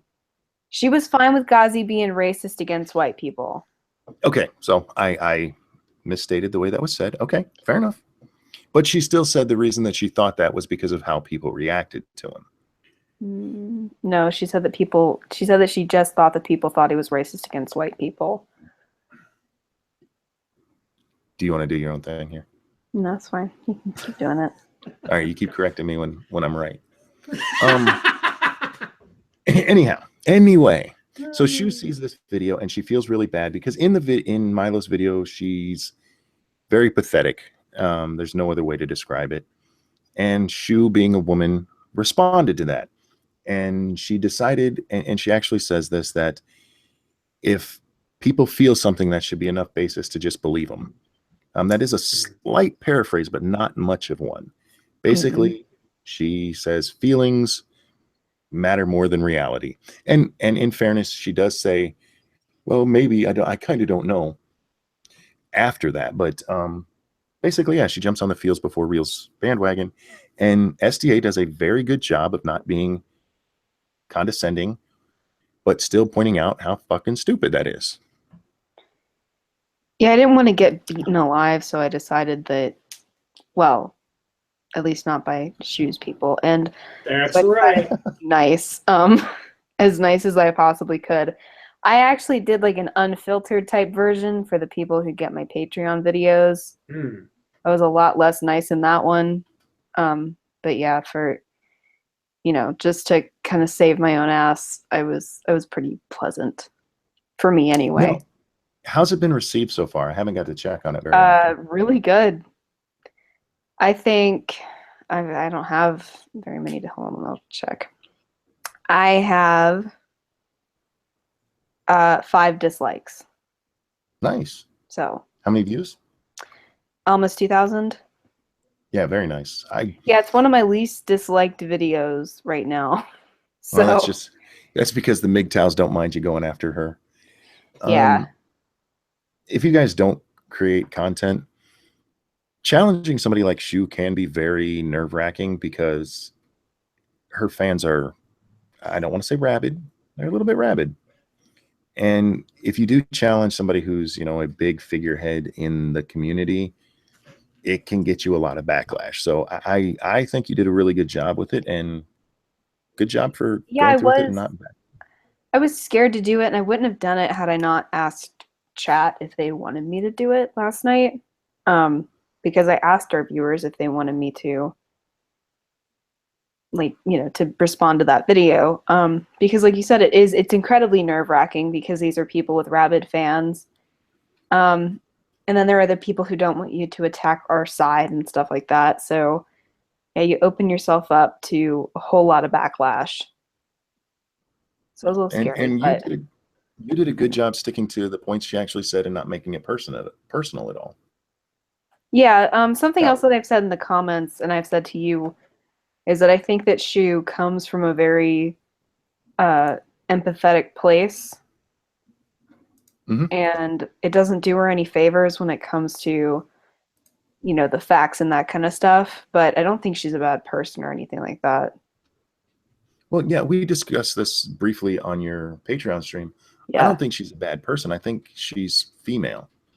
And what I mean by that, and we've discussed that briefly here before, women are far more likely to want to go to feelings because they don't want people to feel bad about themselves. They don't want to hurt anyone's feelings.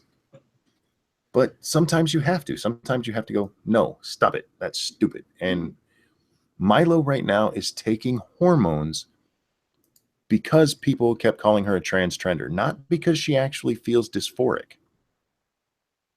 just to prove how special she is. And that is not a good thing and should Right. not be encouraged. And I think, too, part of Shu's logic is like, well, this transgender turned out to be a hormone junkie, so... And it's like, no, she's not on hormones because she wants to transition. She's on hormones to be like, fuck you. Yep. See? Look at that. You can talk about your own video. Well, I felt like my synopsis, was pretty thorough. Your synopsis was, I made a video, y'all. That was the see dick run kind of synopsis. No, I'm like that when somebody asks me to like call somebody and ask them a question or something. I'm just like, hey, are you on the way? All right, bye. And my mom will be like, did you nothing? That was it? I was like, that's what you told me to ask. Nice. I don't know. Thank you, Zena. Shu and Armored are the skeptic master race. Aha. All right, Right, I need a product for Zenith.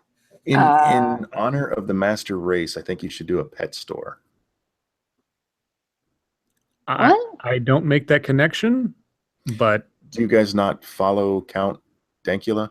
No. Who's about to go to prison for teaching his girlfriend's dog to do a sea kale? Oh, right. A little pet pug. store. A pet store?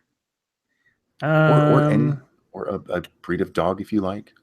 No, it's okay. Let's see. Well, given that context, let me make sure I get...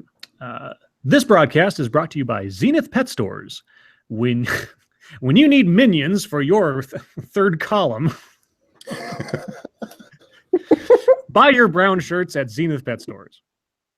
Zenith. Yeah, that whole story still pisses me off. That is weird. I cannot believe this man is facing a year in prison for that. Especially for how funny that fucking video is. I'm sorry, but like that video's funny shit. He keeps saying to the pug, gas the Jews, and every single time the pug's like, yes? Can I help you? It's just funny. And he just did it to piss off his woman, and I can appreciate that. I think See, this is why you can't leave men alone with defenseless children. things.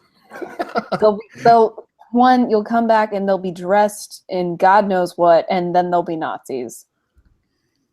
Oh, God, now somebody's going to do that to their kids and put it on YouTube and lose their children. Don't do that, guys. I think I should have said fifth column. I got my phrases wrong, but either way. We got what you meant. Yeah, okay. Okay, Scribbles, your videos. Oh, boy. So, yeah, when you mentioned the radicalization and the alt-right, that's what clicked in my brain, because the first video I posted today was a TEDx talk. The speaker was educating the audience on white privilege. Oh, Falcon, thank you. SDA, sometimes you need to say what's on your mind. The things you will regret are the things you didn't do and didn't say. Trust me. Okay. Good advice. And silence. I need a product for Falcon. Unless Falcon wants to choose his own product again, because I'm more than happy to have that happen. Charger. I'll wait and see if Falcon has a preference, and we'll move on. Well, okay, we'll do charger if it's not. You mean a Chevy charger? No, I meant like just like a phone charger. A phone charger. Okay, not a dildo charger. No, it's different. Oh, okay. Is it? I bet you they do. Only if they vibrate. What? Anyway. Yeah. I thought that's what batteries were for. Batteries? What are you, like, from 1987? Yeah, now we have 75, rechargeable dildos. Yeah, no, they're solar powered now. I mean, broad daylight, kind of thing. That's how you get right. I don't know. Airplane. An airplane. Oh boy. This broadcast is brought to you by Falcon Millennial. Have you ever wanted to land on the White House lawn illegally? Try Falcon Millennial. Nice. Which has happened, weirdly enough, or almost happened a couple times. So our speaker was, he started out describing himself as a student activist, an unlikely student activist. And I was like, okay, why are you an unlikely? The guy standing on the stage looks like, it looks like he just stepped out of a Mormon family's Christmas card. Oh, okay. I mean, he's got.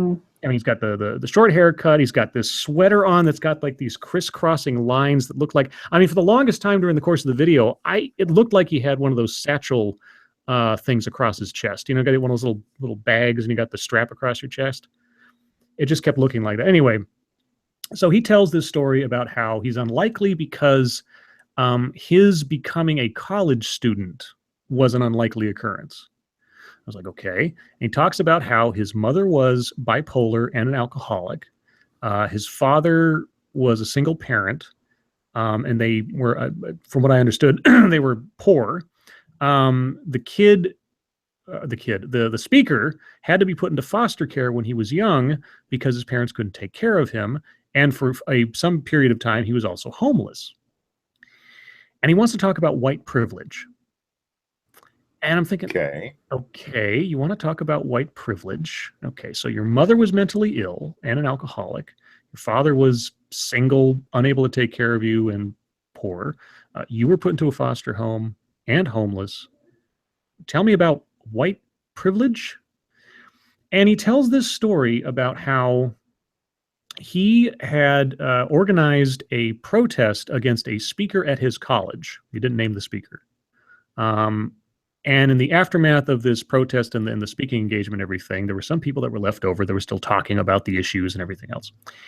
And he was approached by someone, a 6-foot-tall white guy that he will call Tim. And Tim said something to the effect of, what was all that about? I mean, race isn't even an issue anymore. And so our speaker says, and I'm paraphrasing here, so Tim inferred that because of the color of my skin and his color, it's color of his skin, that we agreed on what was going, that we had the same thoughts on the subject. And I was like, oh, you're a mind reader. Okay. And then he talked to Tim. Tim turned out to be a undereducated, wasn't able to go to college, blue-collar worker in some unnamed industry that was dying because of technological advancement. Okay, so he uses this conversation with Tim to highlight how there are 3 steps to reach people. He says this a lot, reach people. First step is to tell your story. Second step is to listen to their story. The third step is to combine those stories. What? And I'm like, so the first step is to look at an apple. The second step is look at an orange. And the third step is to compare apples and oranges. Oh, okay.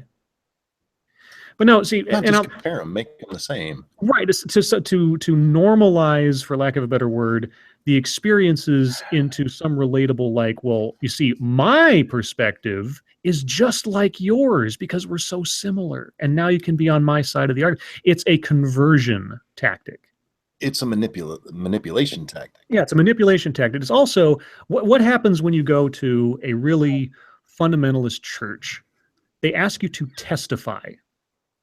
What are they asking you to do? They're asking you to go up there and tell your story about your sin or your hardships or whatever else. So then the preacher can come in and say, we all suffer as you suffer. It's an indoctrination move. Yeah, just like exactly. with any cult, any religion, anything else, meshing into a group. Jim Jones. Jim Jones. Yeah, I wasn't going to say it out loud, but I think it was implied. So Lady Monkey's typing for me. Oh, okay. She's typing for you? Yes. Oh, are your hands tired? Me, people. Yeah, my hands are covering my nipples right now. Perfect. I didn't mean to interrupt your story there. No, it's fine. No. Yeah. So the bulk of the video is him proselytizing, for lack of a better word, this theory of this is how you approach someone with whom you disagree. I mean, it started out like, it was as I was watching the video, it almost started out as a video that I wouldn't do anything on because he was talking relatively reasonably. He's at this protest, he ran into somebody he disagreed with, and so he decided to, instead of falling on his talking points, actually listen to the guy. I was like, hey, that's completely reasonable. But he determined that Tim was an alt-right. Am I not entertaining you enough now? Is your wife tickling you? She's over here. She's torturing me. Oh, She keeps plugging my nose. she's plugging your nose. Is she pinching it shut or She's putting her plugging my fingers up in there? nose so that when I try to talk, I can't. So we have to talk like this for the rest of the stream, then. Your video reminds me. I don't. Oh my God! Woman, get the hell away from me. Hilarious. I don't know if you remember the gentleman. He did. I apologize. You guys encourage this crap, so if you don't like it, it's your fault. I apologize. I apologize. What were you gonna say? Do you remember Eli Bosnick? He had done a stream with Bering after doing a stream with Christy Winters and Steve Shives. He's a guy who talks like 100 miles a minute, and he doesn't let anybody else talk. Oh yes. You talked about this guy. I don't know him specifically. He did the same basic thing. His whole thing was, we need to talk to people to become their friends, and then we get them over. Then we trick them. Yes. Yeah. This was exactly what this guy was preaching, and he turned this Timothy guy. Now Timothy. I take him at his word. I mean, when it comes to stories like this, it's all anecdotal, and they don't give any stats or anything. Whatever they say, I take them at their word. He described early on in this conversation that Timothy heard his story. When we get to the part about him telling his story about his mother and his father and the foster home and all this stuff, Tim's response was, "Wow, I had no idea. That really sucks." I mean, he was empathetic. Later on in the talk, our speaker describes the alt-right as the political faction that opposes social justice, which makes me wonder if he thinks that anybody who disagrees with social justice is thus alt-right. But he said that the alt-right was made up of people like Timothy, and that, the radicalization that the alt-right does to people like Timothy can be reversed. And I'm like, the radicalization, this guy who walked up to you, had some lengthy conversation with you about your personal problems, and then expressed empathy towards them, wasn't trying to convert you to his side of thinking, he's the radical. Okay. And at no point during this entire thing did he address the whole white privilege stuff, in the sense that he never proved that he was the beneficiary.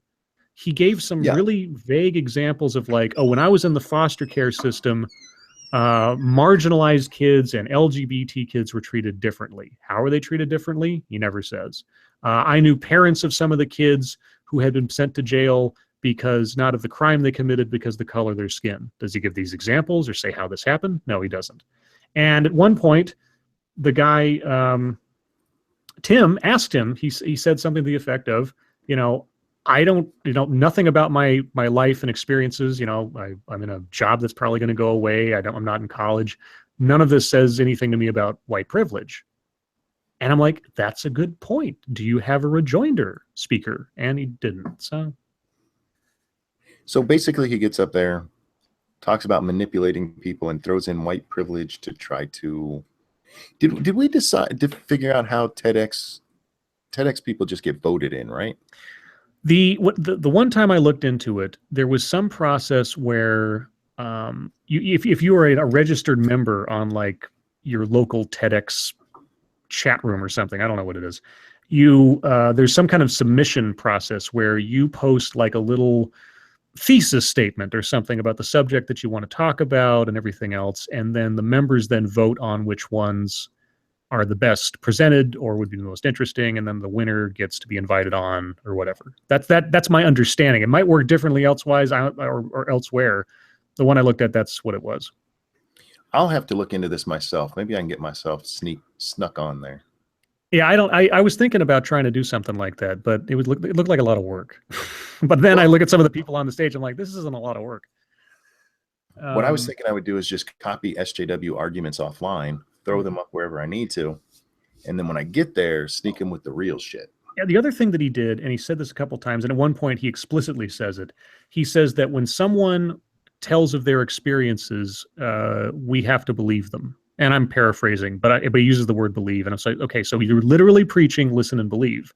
And I asked the question, so when Timothy told you his life experiences and the fact that he didn't see how whiteness somehow provided him any kind of advantages, you believed him, right? And I give a chink right because I can't help but give myself a chink right when I do that. Right. So. Right. Right. Anyway, so there's more to it in the video. I cover he like every not even 30 seconds, every 15 seconds he says something that's just baffling to me. So the other video I posted was the long fabled and long awaited dual fusion video, which I talked about for like the last 4 or 5 streams and I just never got around to. I put it together this morning. And again, it's there are 2 separate videos in there. One is a astronaut who opens up by saying that, once he got into space, he understood that, that the people south of the border aren't aliens, they're human beings. And then I read the definition of alien, which is someone foreign to the country they're in. And like, well, they can be both. And then he talks about how, I didn't know the borders were like man-made things until I was in space. And if only our world leaders understood that. I was like, you are a space cadet. Yeah, no shit. You're more. And then the second video is I believe he's the lead legal counsel for CARE, the Council on Islamic. Yes, American Islamic relations. And he's talking about a multitude of things, but specifically focusing on a study that was done by CARE that showed that between 2015 and 2016, anti-Muslim incidents had risen 57% in the course of 1 year. I then look at what is counted as a anti-Muslim incident, and it's things like non-violent, non-aggressive bias incidents, instances where the FBI asked inappropriate questions of Muslims or something. And then the third one, inappropriate question. I don't know. This is the thing that they keep it so vague. It's like the questions were deemed inappropriate, like deemed by who and how and what.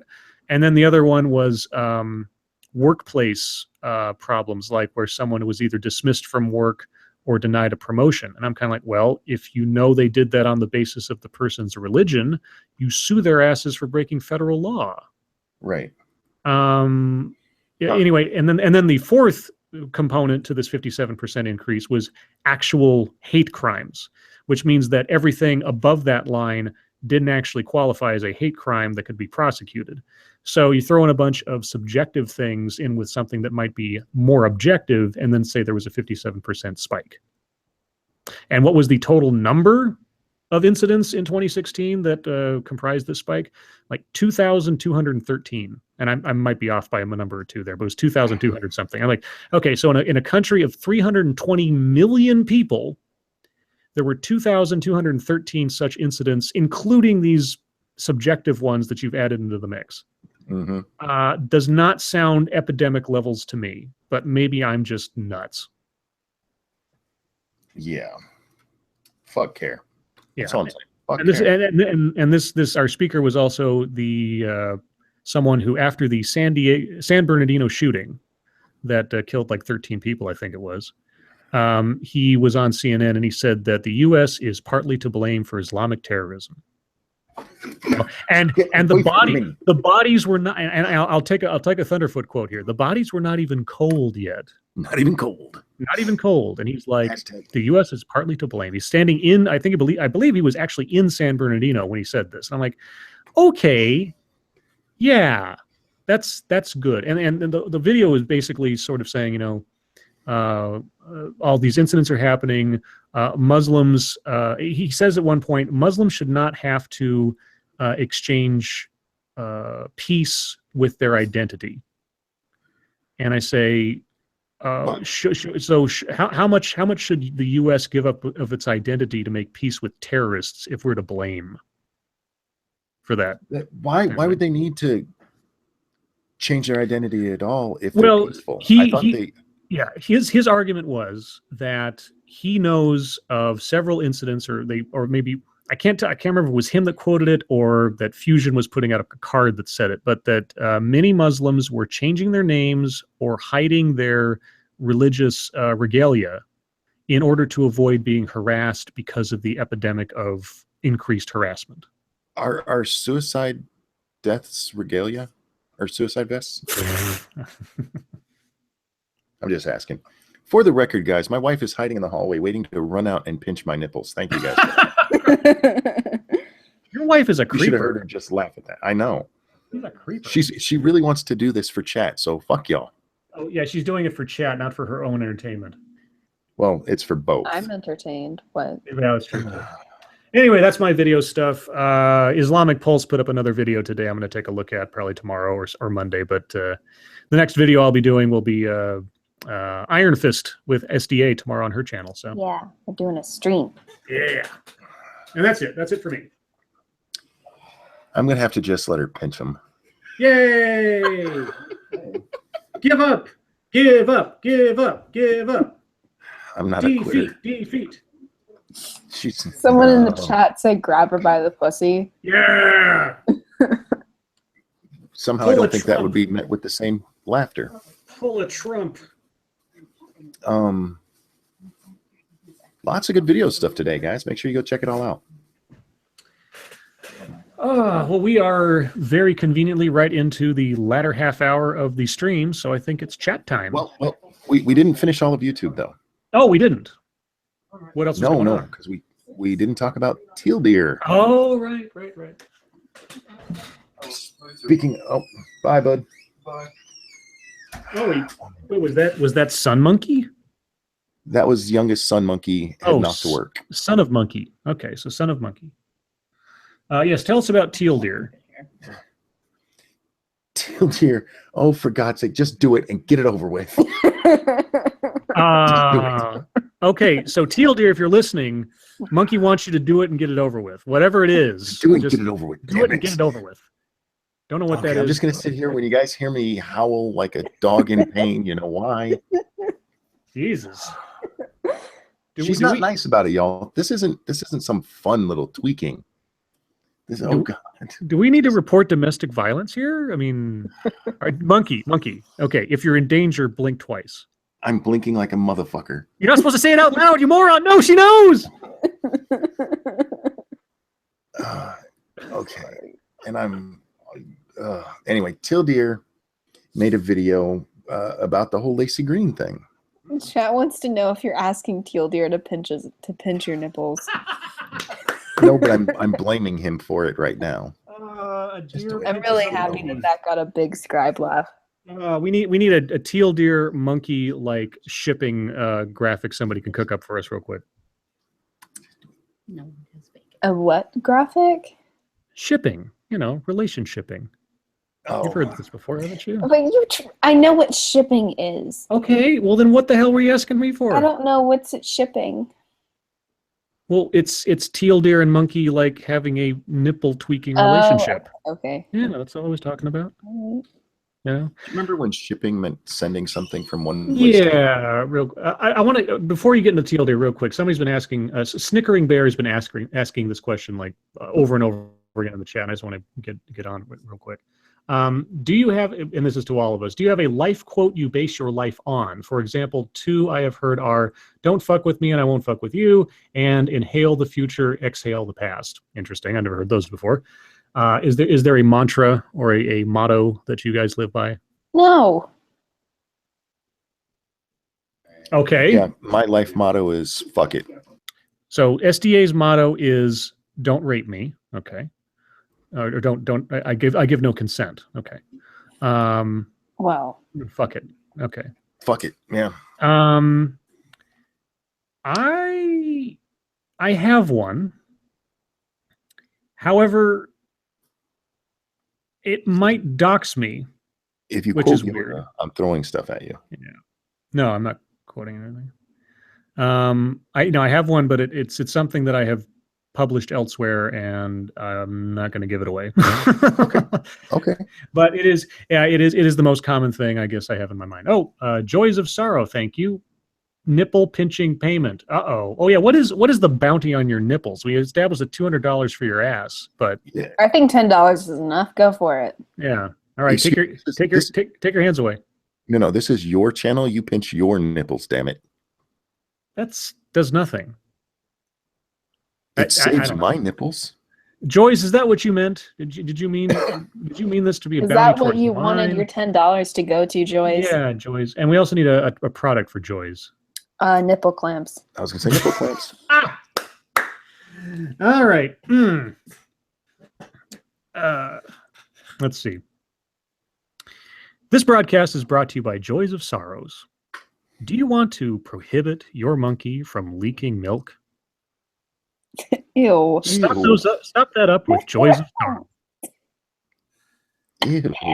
You guys asked for it. I know, but can you, like, for once, not take it to a No, place? this is my channel. I can do whatever I want. Besides, I bet people will think that's funny. We can talk about teal deer tomorrow. You sure? Okay. Yeah. Let's. long story short, teal deer is a dick. Anyway, moving on. Which I've said many times. Anyhow. Yeah. All right, Shitty Chat, what's up? Let's get chat into this because we're almost done anyway, and they've been really good tonight. So, what other questions and comments do you? Oh, I'm sorry, this is your channel. Are you assuming your authority? I forget whose channel we're on sometimes, and I thought we were on SDA's.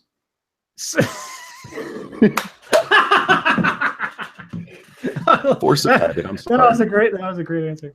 And Terry said I should do a video on teal deer, and I think this time I will directly make a response to that. Yay! Oh boy. Captain Assassin says, Scribe Light and crew, I'm watching Breakfast Club. What John Hughes movie do y'all identify with most? John Hughes. Identify with most. Pretty in Pink. No, I don't know. I'd almost have to say the Breakfast Club, just because, I mean, the plights of those characters are just universal. I mean, regardless of the era that it was filmed in and everything. Please. Oh, God damn it. There. Y'all are happy. Actually, I'll take it back. I'll say Weird Science. Probably because just the motivations and the imaginations of those kids is something that I can relate to, because I have a very, very active imagination. So who is that? Who's what? He's done a lot of movies. You'd have to look him up to go through them all. Yeah. He's a film director, and he's done Uncle Buck and Breakfast Club and Weird Science and Ferris Bueller's Day Off and so on and so on. Okay. I can't think of one that I identify with, but I mean, like, my favorite one would is it'd have to be National Lampoon's Vacation. Yeah, that's true too. It's probably my favorite that he made, but he's made so many good ones. Yeah, so many. Yeah. Let's see. Oh, Theus Ixion. Yeah, teal deer is too much smug. Thank you, Theus. We got a product for Theus. Also, if you have a product you'd like me to use in your ad, by all means, add it to your super chat comment when the time comes. Band-Aids? There you go. Band-Aids. Okay. When your nipples hurt. Yep. The aftermath of the nipple clamps. Band-Aids. Oh, gosh. What would be, see, everything I think of is going to be gross. We don't want gross. Speak for yourself. Oh, well, no, I'm speaking for SDA, because apparently, she doesn't want gross. Let's see. God, I gotta think of something funny. This is so weird. It's like trying to be funny on the fly, like intentionally, and I just don't. I'm amazed I can do it sometimes unintentionally. This broadcast is brought to you by Theus Ixion. Whenever you read KYS on Twitter and take it literally, try to patch that up with Theus Ixion. Nice. There you go. It'll stop you from killing yourself. I was looking up John Hughes movies to make sure I was answering correctly, so I haven't been looking at chat. So, let's see. What do you guys think will be the outcome of cross communications between the SJW and anti-SJWs? Nothing really. I just think we'll get to chat. Yeah, and that's okay. That's aight with me. Sometimes just chatting is enough. You know what? Actually, we have the chance to make friends with people we wouldn't normally talk to. And this is going to sound very hippie-ish, but it's nice to be friends with people that you disagree with on fundamental political issues, because it helps remind you that they're still people. Yeah. For whatever you think about Lacey Green, she's still a person. And unless you think she's diabolical, the things she says, she believes she's putting good into the world. Mm-hmm. She might be completely mistaken, but she's not doing it out of malice. She's doing it out of ignorance. I think the ultimate outcome, or at least I should say the hopeful outcome, is not people changing one another's minds, but increasing civil discourse. Yeah. I think that's basically what I would hope would come out of such things, is that we can sort of fade out some of the tribalism about, our side versus their side. Of course, there's going to be individual issues as you have that, but, sort of having this, all anti-SJWs are here and all SJWs are here. I would like those lines to be blurred, not in the sense of beliefs, but just in the sense of everybody's got to be on a very distinct tribe from one another. And instead just have, what issue are we discussing specifically? Let's discuss that issue, instead of assuming that because you believe things about one thing, therefore you're included in this group and therefore you're on the opposite side of everything else I believe. That would be nice to sort of fade out if we could. Mm-hmm. G. Bronard asked, does she really believe it, though? That is the question. Yes. I don't care. I don't know. I don't care. It's like, yeah. I mean, I think she's genuinely willing to talk, and that's all that she said that she believes in. She's not saying, oh, where's my shoe wage gap button? She's just saying, I think we should do a chit chat. She's even on Twitter right now saying that she'll listen to Jordan B. Peterson talk about Bill C-16 because she's trying to figure out what's wrong with it. Oh, that'll blow her fucking mind. So yeah, I genuinely think you know what I honestly think wants is to find things out. I think Lacey had what my English teacher called a cosmic moment. I bet she was sitting there thinking about something, and an idea that she'd never entertained before clicked in her head. Mm-hmm. And she realized, wow, maybe I'm wrong about other stuff, and decided to just look. Yeah. She may look at everything and still come to the same conclusion, which is okay. Yeah. It's okay for people to have different ideas. The difference would be she would have a better argument. One of the reasons I do challenge everything I say, either through internal argumentation or reading other people's thoughts on it, is so I can make a better argument. Mm-hmm. And at the very least, we'll come out with hopefully, Lacey who's still feminist, but makes better feminist arguments.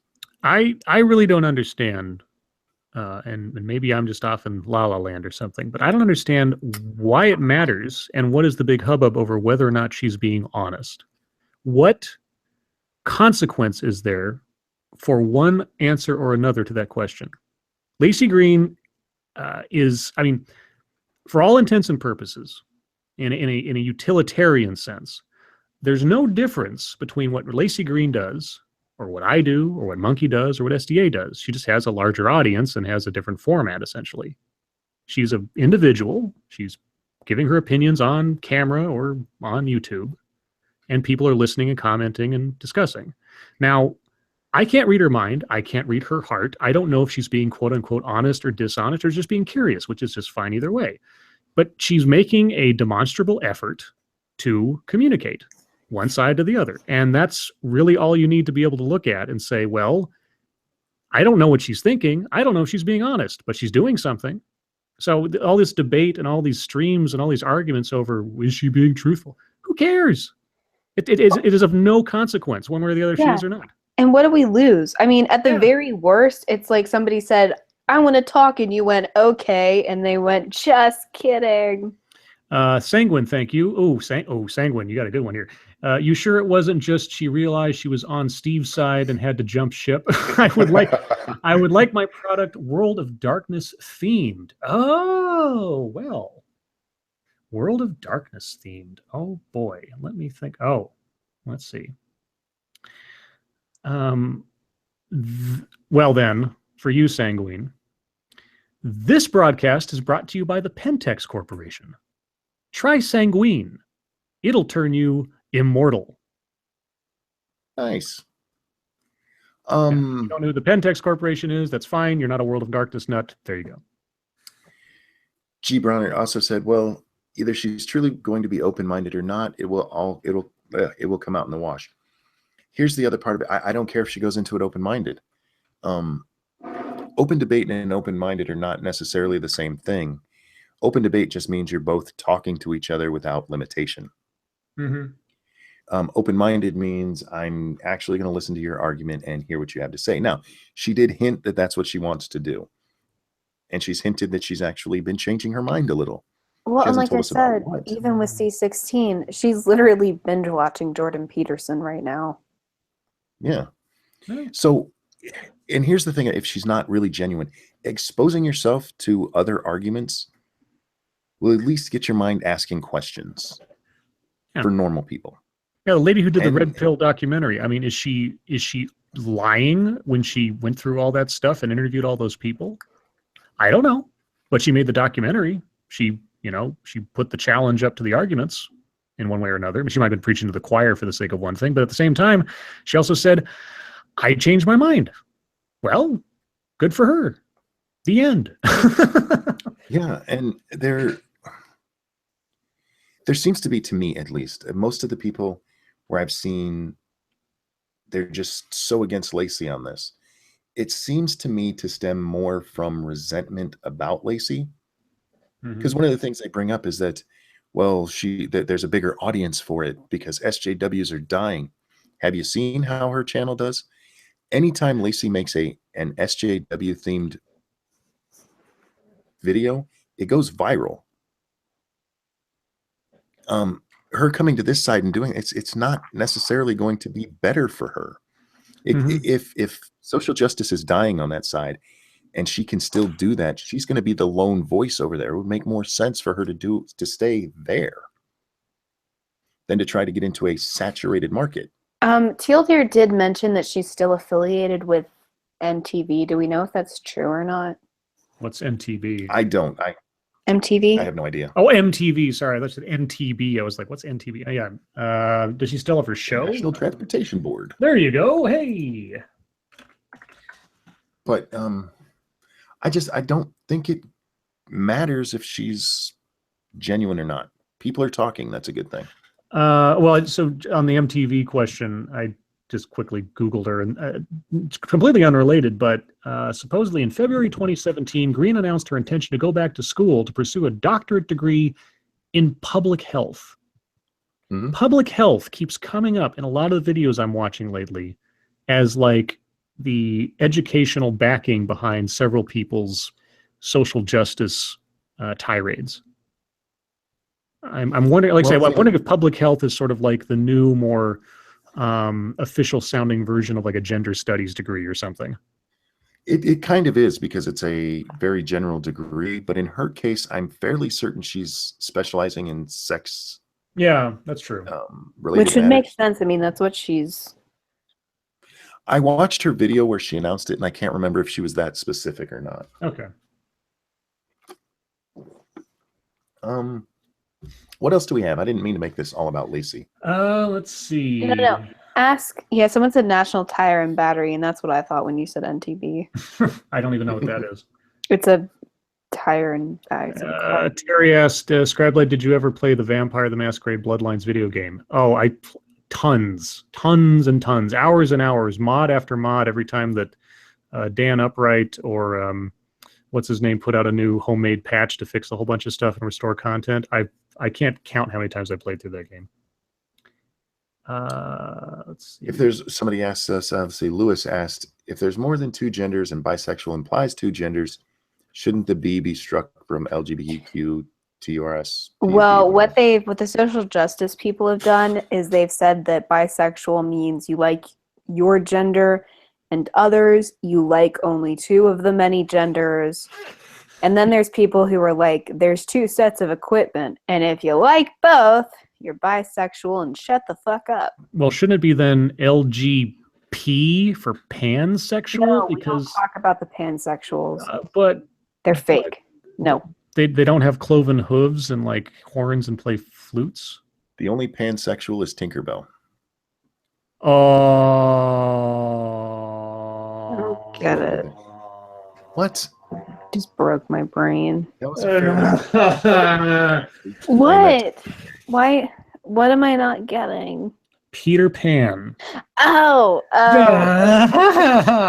That was my favorite "oh" of all time from you, because you actually sounded excited by it. Me? Yeah. Yeah, I got it. Okay, I get it now. I'm sorry. I'm tired. Oh, I'm tired. You want me to turn the car around, take you home because you're tired? Yeah, I actually got a Ouch. lot of pushback on my video about sexuality because I say there's homosexual, heterosexual, and bisexual. That covers everything. It literally does. It And- covers if you like penises. It covers if you like snooch-doodles or twats if you're Hillary Clinton, or both. Yes. Well, a lot of people said, well, there's also asexual. Asexuality by its nature is not a sexuality. Yeah. It's the absence of a sexuality. Yep. Yeah. Asexuality is a sexuality, like abstinence is a sexual position. Yes. Like atheist is a religion. Haven't we Yeah. already all had Yes, this yes. conversation? Yeah, many times. In other, I don't know. I think whatever. Let's see. I don't see many questions coming out of the chat. We might have missed them. So if you have any questions, this is the last call, guys. BG just said there's bisexuals that are turned off from transsexuals, so that's where pansexual Yeah, comes I from. get that, but that's just like No. Because how you look, it's not your sexuality. yeah. Your genitals. That's where sex comes from. Krampus from Kansas. Not to be alarmist, but public health is how Hitler got a lot of info on the Juden. Jesus. Okay. Okay. But yeah, but like that's a smaller preference within your sexuality, whether or not you want to date trannies. You're still concerned with the equipment down bottom. You're Yeah. either going to have a dick or a pussy or both. Those are your options. That's what's on the table, guys. Yeah, and whether or not you want to fuck a tranny is a completely separate preference. I need a product for Krampus before we run out of time. Would it be wrong to say a tattoo parlor? That's not a product. A tattoo parlor. It's a business. I can't turn his name into a business. Like, okay, come down to Krampus's tattoo shop. We'll ink your stink. Yeah, there you go. You can do that. What's wrong with that? I don't know. It's the first thing that popped in my head. Okay, There was how about a this? video of a woman No, no. getting a tattoo on her asshole, and that's the first thing I thought of. Ink your stink. I don't know. You didn't get the Jew connection with tattoo. I'm ashamed of you. Oh, fuck me. You're right. I didn't. And you I just got didn't. mad at me You know for what? not understanding pansexual. You hush. Because I'm not a Nazi monkey. Oh my god. But aren't you into serial killers? You should know this. Hitler's like the serial killer. That's a mass killer. That's not a serial killer. Oh, You want to give him a real product? Yeah, give me a real product. What's a product? A stick. A stick? What? Oh, okay. All right. Sure. All right. Fine. Okay. This broadcast is brought to you by Krampus from Kansas. When you need to put your puck in the net, use Krampus from Kansas. Oh, there you go. There, a stick. A hockey stick. There you go. Guys, we'll be back on Scribe's channel in 3 days. Could you hit up hashtag MSS News and throw products at his ass? My ass. Ugh. Yes, right at his ass. You mean like Aim- produce? Oh, Jesus. Like a didgerid Let's see. So I got Scribe. Do you have children? No, I don't have children that I know of. that he knows about. What else? A Ranting Monkey. What is the answer to the Jewish question? Oh, Jesus. Yes. Let's see. Mashu says I'll date Blair White. Well, good luck with that one. Because she's Our trap. is she married? Right. Okay, that's what it was. What, she's like 15-year-old Christian? Kind of, yes. Why is 42 the answer? Because the book Douglas said so. Adams said so. Yeah, Douglas Adams said so. Okay. What kind of store do you think Scribe is running SDA? I don't know. Okay. All right. What's the difference between Jews and Santa Claus? Is that a joke? Are we getting a joke? I don't know. Peter better hurry up because there's about a minute left before I'm going to cut this. Tell us, Peter. Oh, Peter. No, Peter's the first person to ask for a punchline to a joke. He'll take like 20 minutes to say nothing. Say it, Peter. Do it, Peter. Don't make us beat you down again. Yeah, I might have to mention you in a video again. I did that one time as a joke. Only because it worked. Talked about Peter.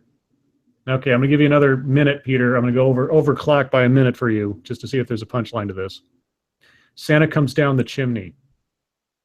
Ah! That was worth the wait. Okay, and thank you, Krampus, for following up as well. Jokes. Oh, Next Jesus. time, we're going to be on Monkey's channel, so bring some Jew jokes. Yes, tomorrow. So programming note. Jew jokes. Programming note tomorrow at 8 p.m. Eastern. SDA and I will be on SDA's channel talking about Iron Fist for an hour, and then thereafter we'll be on Monkey's channel for the Monkey stream at usual 9 p.m. Eastern. Yep. And yes, we'll see you guys then. Monkey, you want to play us out just because it's tradition at this point? Sure. Chat, thanks for coming. Love you guys. You're awesome, but fuck you for getting my nipples pinched. Scribe, SDA, thank you for joining me as always. You guys are awesome too. Your life makes me sad. We'll see you next time. Bye, guys. Bye, guys.